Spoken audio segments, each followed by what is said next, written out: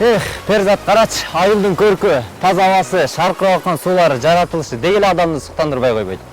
Чындыгында тоолордун мекени кең пейлелер, бул албетте кыргыз жери. Өлкөбүздүн кайсыл бурчуна барбайлы жаратылышы өзгөчө бир кубуз, керемет. Ооба, туура айтасың, өзгөчө бир айылга келдик деп ойлойм. Мен айылым көрсөтүүсү бүгүн Карагылжа районундагы Алайкы өрөөнүнө караштуу Ойтал айыл аймагынын Көңдүк айылында болмокчу. Анда эмесе ушул айылдын кооз жерлерин, көзгө көрүнүктүү жерлерин сиздерге көрсөткөнгө аракет кылабыз. Анан дагы айта кетчү нерсе, быйыл 2018 жыл аймактарда өнүктүрүү жылы болгондуктан бул айылда кандай өнүгүүлөр болуп атат? Ошол жака дагы көз чаптырып кетели, Перзат. Анда биз айыл элинин жашоосун чагылдырып беребиз, бизден алыстаңыздар.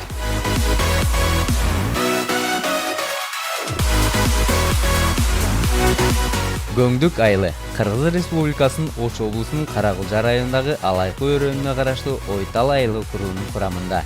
Көңдүк суусунун боюнда. Деңиз деңгээлинен 1360 метр бийиктикте жайгашкан. Райондун борборунан Карагылжа кыштагынан 33 чакырым алыстыкта чыгыш тарапта 1200ге жакын калкы бар. Орто мектеп, китепкана, маданият үйү, мечит, бала бакча орун алган. Кире бергенде эле бизди айылдын тарыхы кызыктырбай койгон жок. Көңдүк деген кандай маанини билдирет? Эмне үчүн мындай айылдын аталышы аталып калган деген ойго кетишибиз менен Шамалдак деген каймана аты бар айыл тургуну бизге айылдын тарыхын түшүндүрүп айтып берди. Мурда биз турган жерде көл болгон экен. Анткени бир замандарда жетиптүү болуп, бул жерден жоо көчүп, бу жер көл болуп тосулуп калган экен. Ал эми жогору жагынан да эки көл бар. Башкы көл, орто көл деп коебуз. Ошо көлдөрдүн этегиндеги таштардын бетинде эң кичектердин жашы мына биздин этек жака да туура келет да. Анан бунун өлчөмү аз болгондуктан бул көл толгон. Толуп мындан 200 жылдын тегерегинде толуп калган. Ал эми айылдын башында чоң теректер бар. Алардын жашы 250 жылдын тегерегин чарпыйт. Себеби көлдүн баш жагы толот. Этеги кеч толот да. Ошо толгондо калган кайыңдан бирөө калды азыр. Кайыңдын жөөндүгүнө 5 киши кучактаса жетет. Ошол кайыңдын жашы 180-190 жыл деп аныктайт.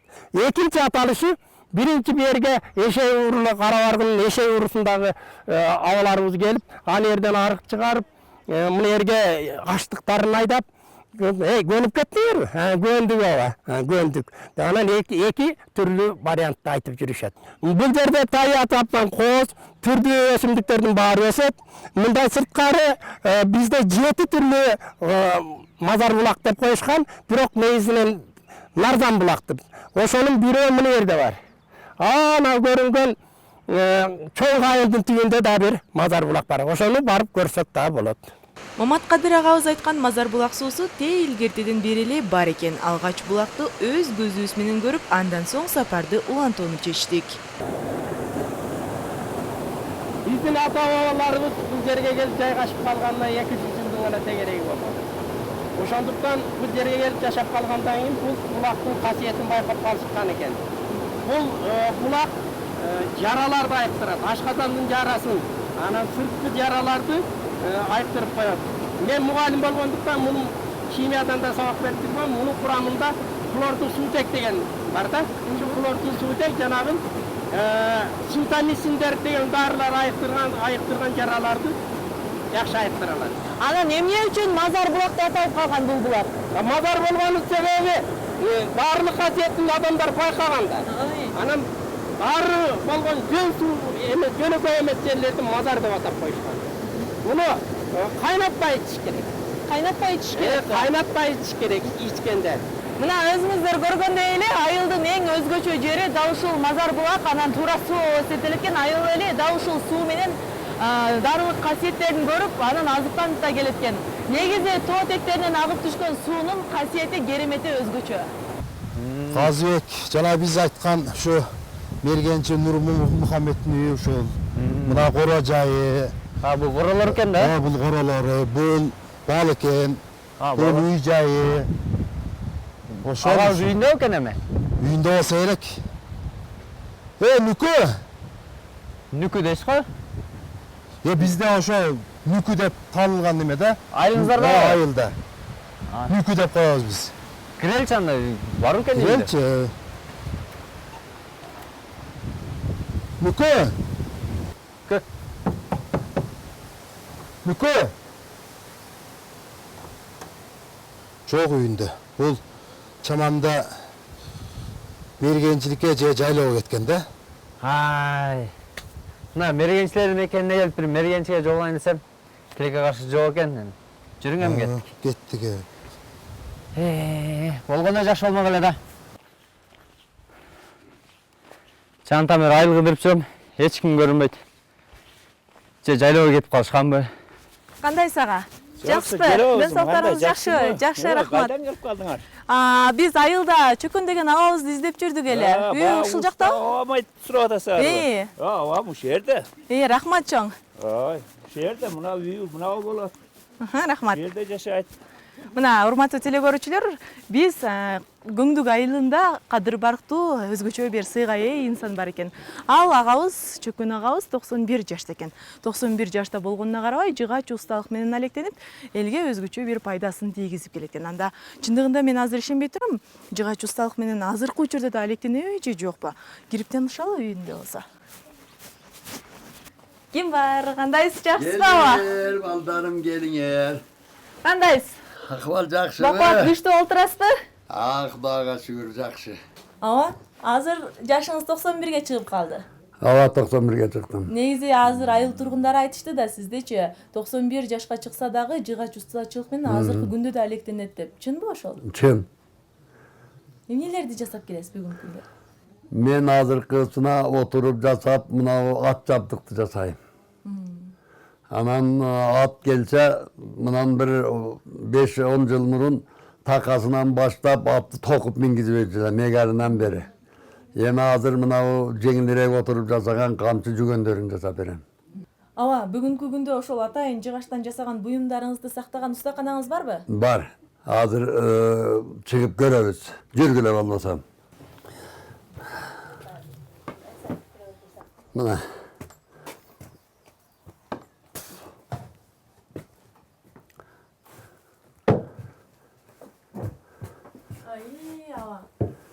Эски го, бул устакананы качан салгансыз? Бұл ustakananı 57-ci yılı salğamın. Hem sondan beri yaşap жүрüp, anan baldardın üyüne salıp üyüge yenkeydik, anan bu yer üy ustakana olup kaldı. Diyeşeli vurungan bu üyümge tüşçerde turat.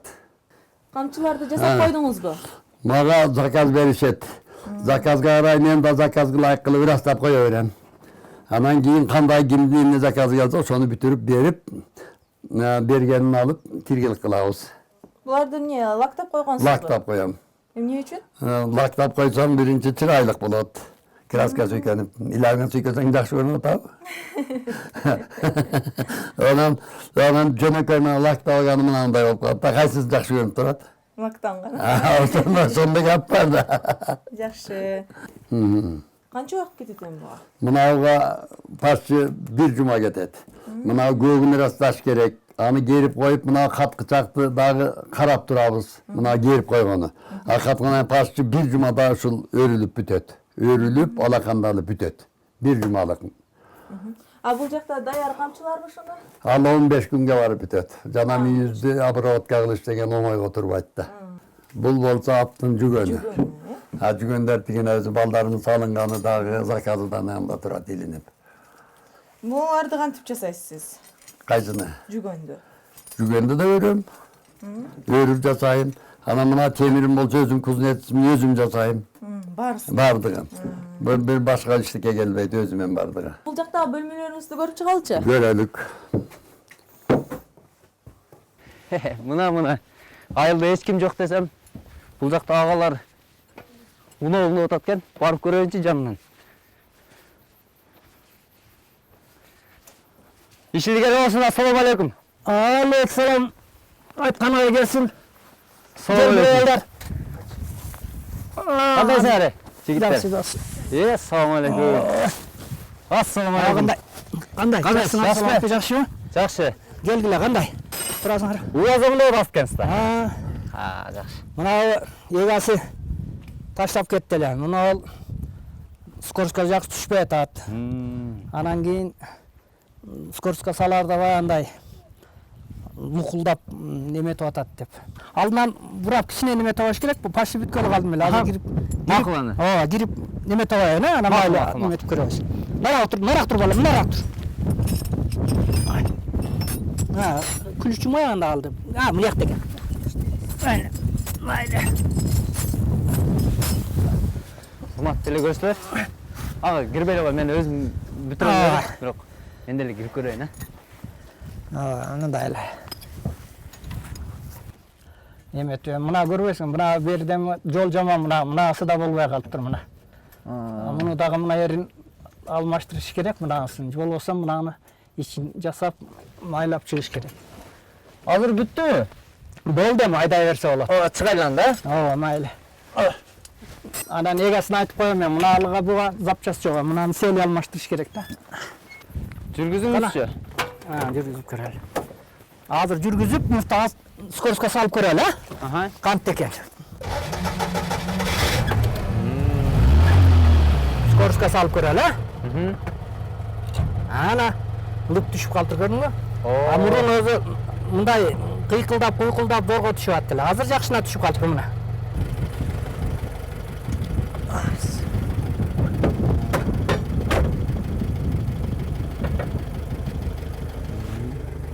Бисмиллахиррахманиррахим. Өзү негизи бисмиллада отуруш керек балам. Биринчи муфтаны түйүнө чейин теп. Анан кийин биринчи скоростко саласың. Бир кайсыл жагына? Ошо наркы чекедеги эң нары, ошо бир болду. Бир болду азыр. Ооба, эми анан газга бутун кой. Эми акырын газды тепкенче муфтаны кое бересиң эми. Газды сал көбөйтөсүң. Ана болду. Бир бөлмөңүздү эс алып бөлмөсү кылсаңыз, дагы бирин кампа кылыпсыз. Дагы биринде устачылык кыласыз. Устачылык кылам. Анда ушул жердеги боз үйлөрдү өзүңүз жасагансыз? Өзүм жасагам. Бул жыгачтарыңыз эмне? Бул сырткы даярдоо курсуна келген буюм. Маселен мына ери каптаган тери. Калганы мындай чычкан жеп коет деп сергитип жайып койгонмун. Эмне үчүн коюп койдуңуз? Бояп, эгерде краскалар кызыл боесоң, эгер жакшы көрүнөт. Айттым го, чачыңым да бояп алдың сен. Жакшы болсун деп боядым да. Мен дагы ошого жакшы болсун деп. Бул жыгаччы, буга мына жерде муалникте колу бет жууп, анан сакал алганда мунун ичинде самын, анан сакал алган станок, тиш жугучтар тура берет. Анан муну кайтара жаап койсом жабылуу. Бул мүйүздөн эмнелерди жасайсыз? Булардан мына ягынан кесип алып камчы сап жасагандан кийин мына ягын бычак сап жасайм, шивеге сап жасайм. Маселен мына бычагымын сабы мына. Мына аппак болуп ошол кулжанын мүйүзүнөн ана. Мынаны өзүңүз жасайсыз? Өзүм жасаганмын. Керемет экен, Айыл элине өзүнүн өнөрлөрү менен, ошондой эле кадыр баркы менен эмгеги сиңген абабыздын өзгөчө бир биз устаканасына күбө болдук, өзүңүздөр да көрдүңүздөр. Негизи айыл эли аябай эмгекчил эл келишет. Мына ошол өнөрү менен, таланты менен бааланып Чоң шопор болуп, чоң эле бир паста үйрөнүп кетесиз. Сразу отур эле, сонду айтадың. Мынаңыз бул кошко дейм, бул да мен өзүм жасаган кош. Бул эми одарма кош деп аталат. Мындай оодарылат да. Бир баратканда мындай ананда тартып кетесиң, кайтып мындай ананда айдап кетесиң. Ошон үчүн муну одарма кош дейт. Дагы бир одарып көрөлүчү. Берги. Кана. Мынаны көтөрүп туруп атасың. Мынандай алып. Эми муну айдап жүргөндөр сыра шакылдатып эле одарат. Жакшы. Анан ага кечиресиз, ыңгайсыз суроо болсо да, капа болбойсуз. Бул колуңуз тубасабы же кандайдыр бир себептерден? Колум негизи тубаса. Төрөлгөндө эле ушундай төрөлгөн экенмин. Эми мен 68ге чыктым почти. Жакында ушу ноябрга жетсем 68ге чыгам. Ол мезгилде эми азыркыдай неме болгон эмес да. Азыркыдай медицина, азыркыдай илим болгон эмес. Балким ошол мезгилде азыркы илим болгондо мен мына жерден кесип эле башка колулап коюшум мүмкүн эле. Анан эми атамдар баягы кыргызча кылып мындай түзөбүз, тигитебиз, тинтебиз деп көрүшүптүр. Болгон эмес. Анан эмен кийин мына уста болуп калышыма дагы ушул колумдун эмеси себеп болсо керек. Себеби өзүм ушул неме ушул колуман ушул колдон дагы ушу устачылык башка нерсе келек экен деп ойлоп, биринчи мына үйүмдү салганда ошо шыбактан, анан жыгач устачылыгынан баштадым. Кийин анан мына сваркага өттүм. Анан эми Кудайга шүгүр бардыгын үйрөнүп кеттим. Демек, адам аракет кылса, ал колуна, башкасына, инвалидтигине карабайт экен. Эми азыр мүмкүнчүлүктү тапса болот экен да. Түшүнүктүү. Мына жумушту сүйбөгөн жалпы адамдарга Жолдошбай агабыз сабак болду деп ойлойм. Сизге рахмат ага. Силерге да рахмат. Алайкы өрөөнүнүн жолу катал болгондуктан жергиликтүүлөр УАЗ-унасын пайдаланышат. Кышкысындагы жол көйгөйү элди көп түшүккө салып келет. Биздин айылдык аймактарды өнүктүрүү жылы деп жарыялаганына байланыштуу президентибиз биздин өзүбүздөн чыган уулдарыбыз 2 көчөгө суу чыгарып берди, таза суу менен камсыз кылып берди элди. Ал көчөлөрдүн атын айтып кетсем, бириси Туура суу көчөсү, экинчиси Ортоңку айыл көчөсүнө чыгарып берди. Темиркул деген агабыз өзүбүздөн чыккан, өзүбүздүн колунубуз. Анан дагы айта турган нерсе, өнүгүү жылына кошумчалап айтып кете турган нерсе. Эми мына өзүбүздөн дагы агаларыбыз чыгып атат. Бүгүн эртеңден көчөлөр жарыктандыруу менен камсыз кылабыз деп атышат. Анан көпүрөлөрүбүз бар, элдик көпүрөлөрүбүз. Ошолор жаңылап атышат. Сууларга дамбаларды куруп беребиз деп атат, ошо өздөрүнүн чөнтөгүнөн. Ошондой жакшы ийгиликтер болуп атат.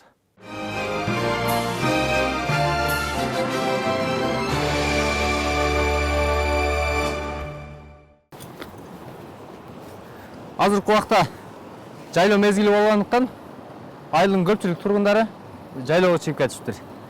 Ошо мен дагы айылда убакыт өткөрбөй жайлоого барып чечтим. Менимче перзатты албасам жакшы болгудай. Чалайынчы перзатка.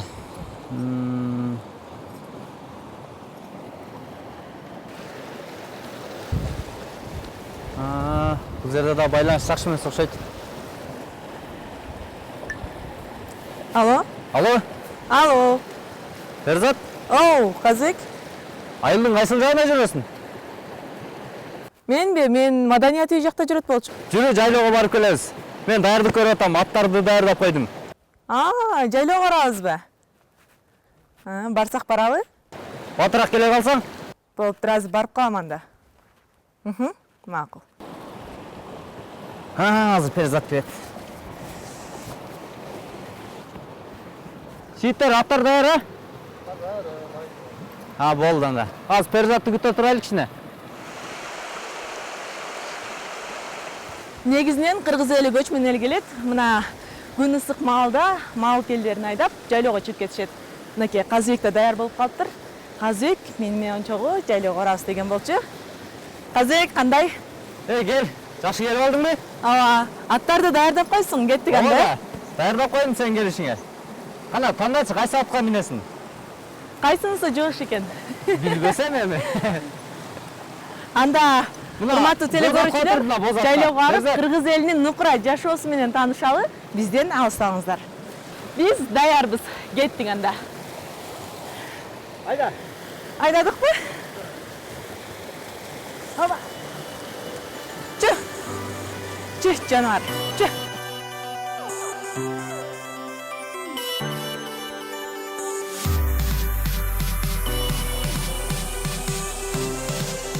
Дагы бир нерсени айтпасак болбойт. Алайкуулуктар тей алыстан эле бирөөнү көрүп калса, сөзсүз кымызын сунуп, ооз тийгизип, анан жолго узатат.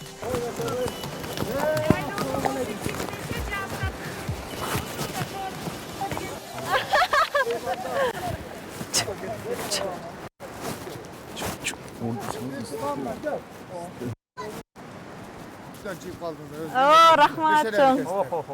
Алла. Ысык боюнча. Кымыздан. Мынакей эң сонун кыргыз эли негизи меймандос эл келет. Бизди жолдон көрүп эле кымыз ичип кеткиле дегенден мынакей кымыз ичип борсогунан ооз тийип атабыз.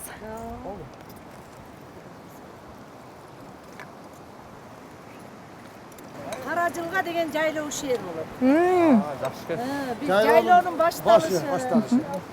Ана мындан нарыда көп жайлоо бар. Кымызды мынтип аттын жанына тийгизип, анан ичет.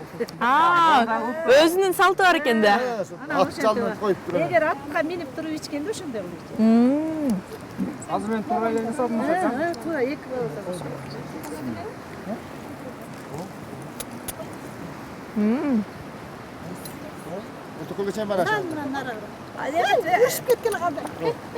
Kımızın dağımı keremete.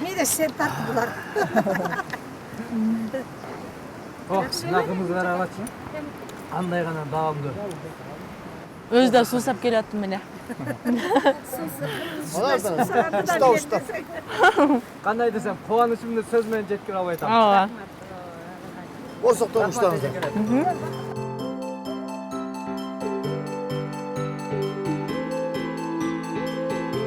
Перизат жайлоонун жашоосу менен таанышам деп калды. Мен болсо айтылуу кол менен жасап койгондой керемет Кулун ата деген көлгө жөнөдүм. Чындыгында айыл тургундары мактанчуудай жер бекен. Чогуу көрөбүз. Опа. Оо, укмуш. Мынакей. Жайлоо деп атып, жайлоого да келдик. Сонун керемет жер. Ал эми Казыбек болсо мындан ары булак бар экен, ошол тарапка кетти. Негизи Кыргызстанда билесиздер, жайлоолор жайытта жайгашкан. Ал эми бул жерде колоттун ичинде жайгашкан экен. Бул жерде болсо чаначты ыштап атыптыр, көрөбүз. Кандайсыз эже? Келиңиздер. Ден соолуктарыңыз жакшы? Жакшы. Кандайсыз? Чанар ыштап аткан турбайсызбы? Ооба. Буну мен көрө элек болчумун, аябай кызык болуп атат. Кантип ыштап атасыз? Эмне менен ыштап атасыз? Арча менен иштелет бул. Арча менен ышталабы? Ооба. Сонун го, көрсөтүңүзчү анда. Мынакей мындай кылып ачабыз. Биринчи чок салабыз, анан кийин мындай кызыл арчага ыштайбыз да буну. Табылгы анан шубак дегенге ышташат, бирок ал ачуу болуп калат. Анан эң ширини ушул кызыл арчаныкы да. Ушинтип көсөп турабыз. Анан мындай кылып шамал киргизбеш керек буга. Биринчи ошол арчаны кирип жагып, кетсе, мына чанач күйүп кетет да. арчаны жагып, анан канча убакытка чейин ыштайсыздар ошондо?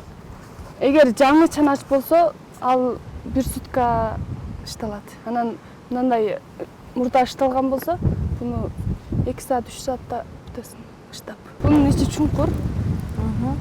Анан ушуга мындай кылып салып турасың. Анан көсөлүп турасың. Деңиз. Чанаштын даярылары барбы? Ооба, бар. Анда муну жаап коюп туруп көрөлү, э?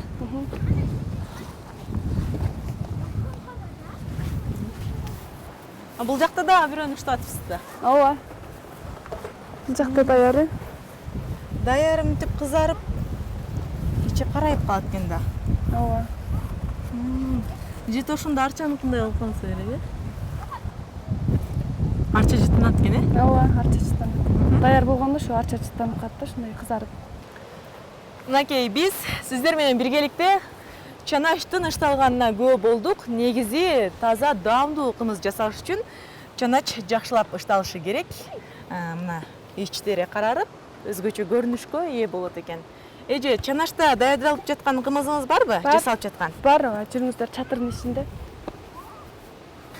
Азыр мен Кулун ата көлүнө баратып, мондай агаларыма жолугуп калдым. Бул жерде 9 булак бар дейт, бир ыйык мазар экен. Ушул жерге бир жакшы ниет кылып, ушул 9 булакка 3 жолудан колумду салып көрсөм, бир колуңа бир нерсе илешет экен да. Мен дагы бир жакшы ниет кылып колумду салып көрсөм.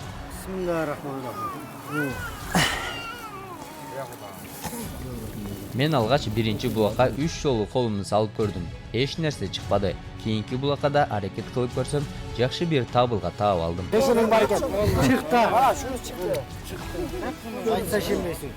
Бир ниет кылып салдым эле. Ниетимди сиздерге бөлүшүп кетейин. Чындыгында бул булактын ыйыктыгы бар экен. Себеби мен биринчи уул болчу, экинчиси кыз болсун деп ниет кылган болчумун.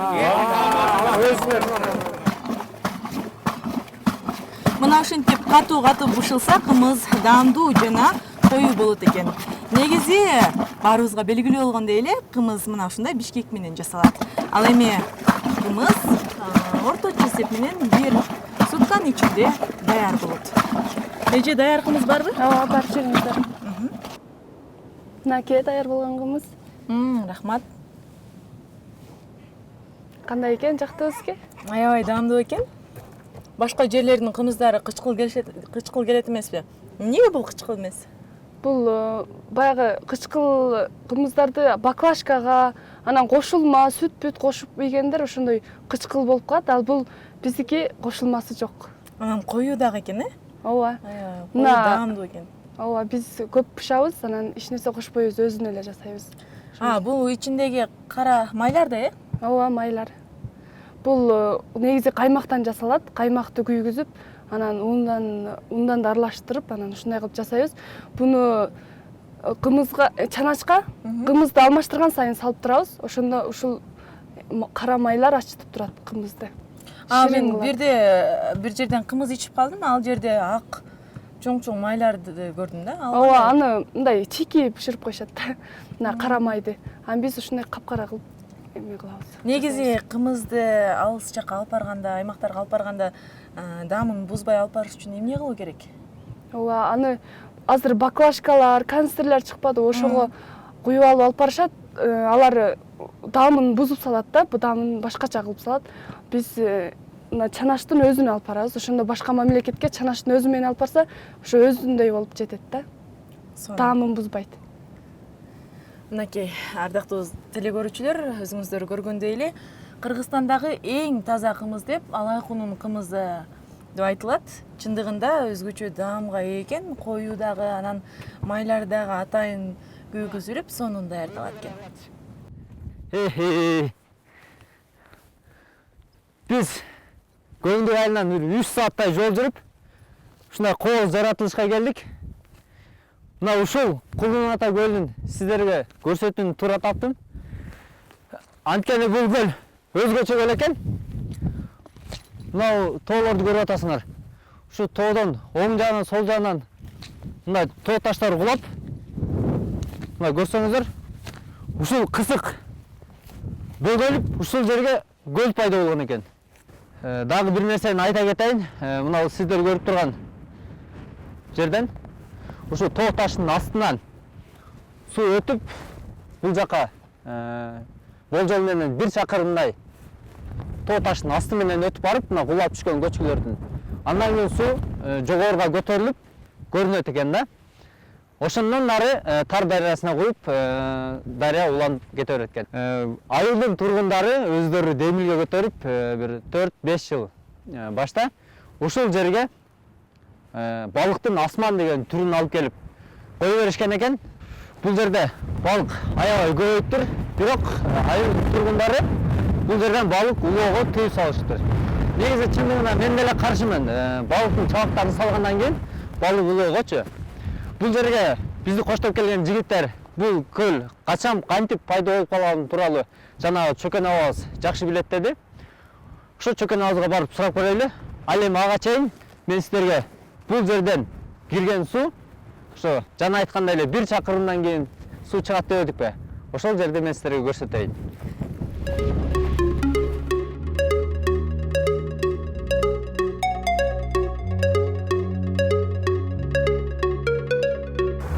Мына жана мен айткан 1 чакырымдай таштар ушул жерден аяктайт экен.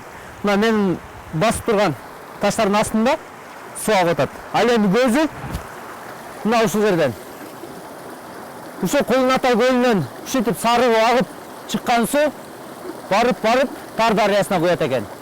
Кулун Атанын негизги мезгили даана көзгө көрүнүү нерсе. Маселен илгери жаа тартып жаа менен атышкан экен, жаанын учундагы жыгачка аштаган темир огунда мен өзүм тапканмын. Бир экинчи Кулун Ата ушул мусулманчылыкты коргоп, капырлар менен урушкан жан. Ошон үчүн акыры Кулун Ата ушул жактан алып болгон. Бул бирден эле киши эмес, мунун карамагында канчалаган адамдар болгон. Ошолордун азыр керек болсо ар бир жерде кабры бар, кабрыстандары бар. Анан Кулун Атанын көлү жөнүндө сурасаң, көл мезгилинде ошол зоо көчкөнбү же булкан атылганбы, ошо тоскондо башынан агып келген суу бар. Ошо суудан келип токтоп, анан кайтара бер жака келип көл толгондо арасынан да суу жол таап кетип бери көлгө куюп ошентип турат. Бирок мунун азиздик жери чоң көлдүн ошо баш жагында арзан суу бар. Жана Кара Шорон суусунан ашык. Биз аябай көчкө тоюп алып барып да ошо суудан жата калып жутсак, суусунубуз каңгы илабыз чымырап кетет. Кулунатага эс алуучулар, айыл жашоочулары көп келет. Ажайып кооз, көрүнүшү туристтери да өзүнө тартпай койбойт. Болгону алыстан келген эс алуучуларга ыңгайлуу шарт түзүлсө, андан да жакшы болмок. Көңілдің ойнап жүрігі, көңілдің ичің ай, көңілдің ичің ай, қар бекен. Алайкы болкысы Москва солук кетет. Бул сөз бекенин айтылбаптыр. Карач, өзүбүздүн колунда солгон убазды. Чындыгында бул айылда колунан көөрү төгүлгөн усталары, сөздү куйлуштура сүйлөгөн чечендер, негизи эле кемпейил, меймандос, нукура кыргыз жыттанган эли бар экен. Дагы бир нерсени айта кетпесек, болбойт перизат. Сулуулуктун, байлыктын, ырыскынын баары ушул жерде экен. Адамдын көз жоосун алган касиеттүү жерлерине бир келген адамдын кеткиси келбейт го чиркен. Кыскасын айтканда биз бул чыгарылышыбызда Карагылжа районунун Алайкы өрөөнүнө караштуу Ойтал айылмагынын Көңдүк айылында болдук десек болот. Эгерде сиздер дагы өз айылыңыздарды менин айылым көрсөтүүсүнөн көргүңүздөр келсе, экран алдында жазылган номерлерге байланышыңыздар. Сапарыбыз карыды. Кеттик анда Перзат. Кеттик.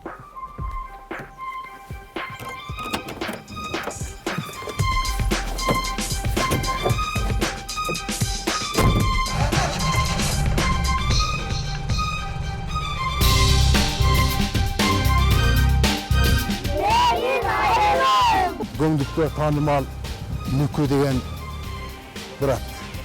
Бул Gel balam, buna operatör balama verelim kızımızda. Мындай жер менен көбүрөөк биз көргөзүп аракет кылалы. Анан кыргыз эли ушундай кооз жайлар менен сыймыктанып, ушундай жерлерге келип эс алып, чынында кыргыз эли, кыргыз жер аябай сонун, укмуш, керемет.